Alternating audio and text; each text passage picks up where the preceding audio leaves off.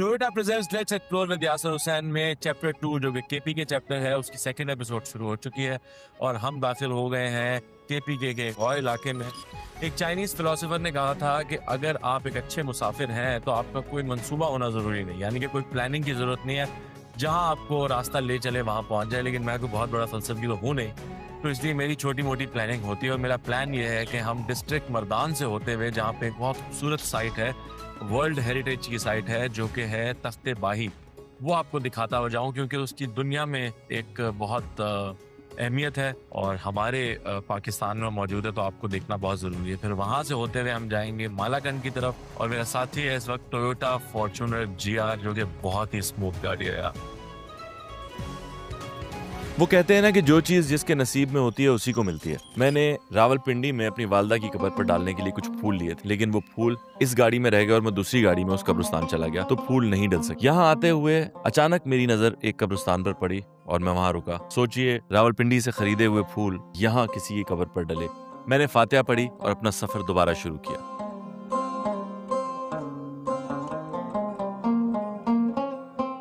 Toyota Fortuner जो है इस तरह की सड़कों के लिए किसी जमाने में ये सड़क बनी होगी, लेकिन इस वक्त जो है इसका पाल नामुनासिब है, तो उसके लिए ये गाड़ी बहुत ही महंगा। आपको सड़क का कुछ दादा तो बुरा होगा किस टाइप की है, लेकिन इस पे गाड़ी बिल्कुल हमें कोई ऐसा फील नहीं हो रहा है कि सियासी रोड से जा रही है, बहुत स्मूथ है।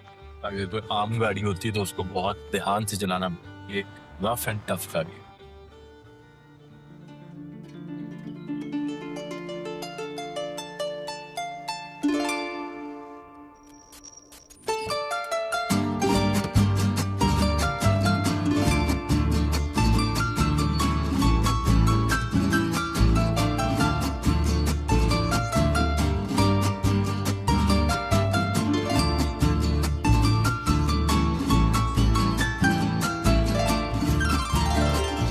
अभी हम विजिट करने के लिए जा रहे हैं। इस साइट का एंशिएंट नेम था आज से 2000 साल पहले Takht Bahi, the combination of two words. तख्त मीन थ्रोन, पहाड़ के ऊपर हम जगह, बही मीन वाटर स्प्रिंग। अच्छा, आज से 2000 साल पहले यहाँ पे 2 चश्मे हुआ करते थे जो बुद्धिस्ट पीपल वाटर पर्पस के लिए इस्तेमाल करते थे। और ये साइट जो है, इस साइट का हिस्ट्री का जो पीरियड है 1st century BC belong to 7th century AD। Complex of Takht Bahi जो है ये 2000 ईयर ओल्ड बुद्धिस्ट कॉम्प्लेक्स है। ये साइट आई मीन अखबई आर्कियोलॉजिकल साइट जो है ये फर्स्ट टाइम डिस्कवर हुआ है in the period of Manjeet Singh in 1836। अच्छा, यहाँ पे प्रॉपर एक्सक्यूवेशन जो है before partition of Pakistan start हुई है 1906 से 1909। The first period of excavation जो है ये ब्रिटिश आर्कियोलॉजिस्ट ने कंडक्ट किया था, आई मीन ASI डिपार्टमेंट में। ASI mean archaeological survey of India.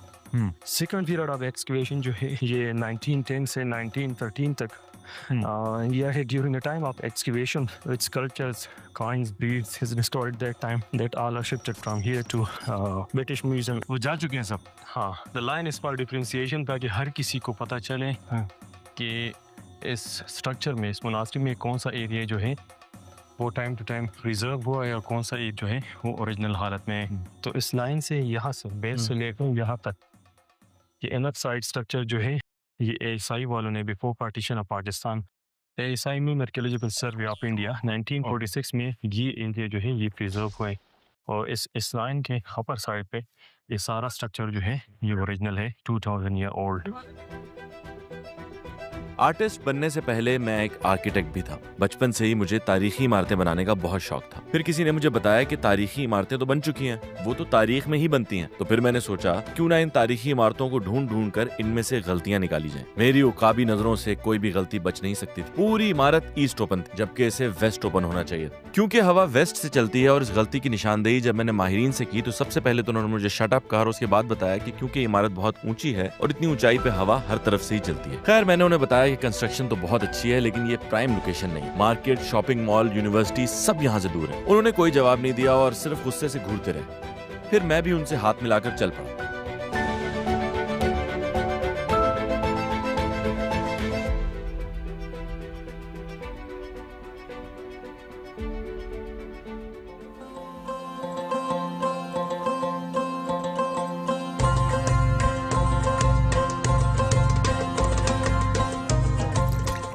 भूख लग रही थी और पेट भी था खाली। मैंने की जुगाली और हरी मिर्च खा ली। तौबा तौबा तौबा, मैंने हरी मिर्च खा ली और दिन में तारे दिखाई देने लगे। इसीलिए फौरन सनग्लासेस पहन लिए ताकि दिन में दिखने वाले तारों पर रिसर्च कर सकें।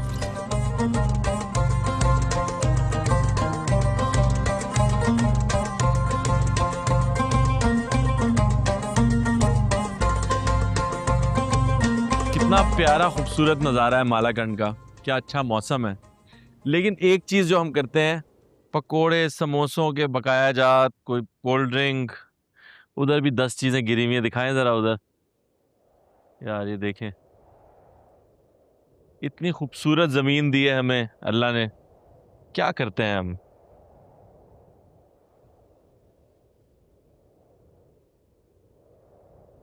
जितना भी पढ़ाई लिखाई हो जाए, अकल समझ आ जाए, पैसे आ जाए ये सब खरीदने के, मगर ये लोग नहीं बाज आते।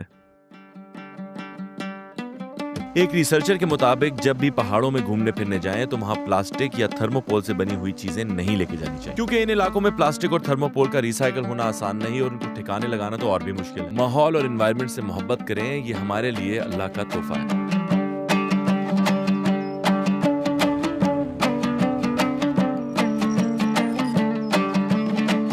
शहजाद भाई हैं और शहजाद भाई जो है वो पुलिस में काम करते हैं। शहजाद भाई मुझे बताएं कि ये अभी हम मालाकंड से अचानक हम कहाँ, किस जगह पे आ गए? अभी जाएंगे इधर से गुजर के चिकदरा जाएंगे।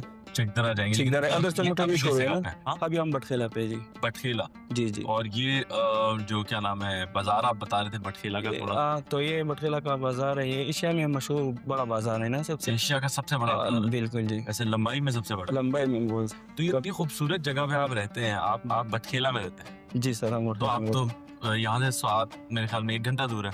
तकरीबन 1 घंटा 45 मिनट लग जाता है। और चिकदरा जाते हैं? चिकदरा तकरीबन 20-25 मिनट लग जाएगा। तो आप तो बस बाइक निकालते हैं और बहुत खूबसूरती में चले जाते हैं? हाँ बिल्कुल जी। तो आप लोगों को तो कोई डिप्रेशन, कोई एंजाइटी, ये तो चीज़ें होती नहीं होंगी? नहीं, कुछ भी नहीं है, वो माशाल्लाह बहुत साफ सुथरा माहौल है, खूबसूरत सा। हाँ, तो अगर किसी के पास ऐसी गाड़ी हो फॉर्च्यूनर, जी जी, तो उसको तो क्या चाहिए, क्या करे हो? तो बस वो बस मजे करे ना, अच्छी गाड़ी हो तो बस।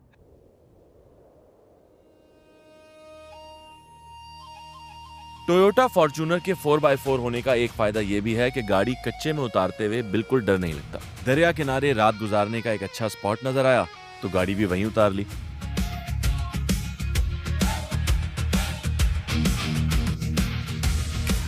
यहां पहुंचकर पता चला कि मैं तो एक अच्छा ट्रैवलर हूं। कुर्सी, चूल्हा, लकड़ी, फ्राइंग पैन सब कुछ लेकर आया था, लेकिन फिर ख्याल आया कि पकाने के लिए तो कुछ लाया ही नहीं। लेकिन फिर हाथ में पकड़ी फिशिंग रॉड ने झटका खाया और मेरा दिल भी ललचाया, क्योंकि एक शिकार कांटे में फंसा था। कुछ देर मछली का डांस देखा, फिर मछली थक गई, जाहिर है वो प्रोफेशनल डांसर तो थी नहीं। उसके बाद मैंने मछली को फ्राई करने का फैसला किया, क्योंकि आप जानते हैं कि मैं अच्छे ट्रैवलर और अच्छे आर्टिस्ट के साथ साथ एक बहुत अच्छा कुक भी हूँ। इसीलिए जुबैदा आपा के सारे टोटके और रेसिपीज से मदद लेने के बाद मैंने उस मछली को फ्राई कर लिया।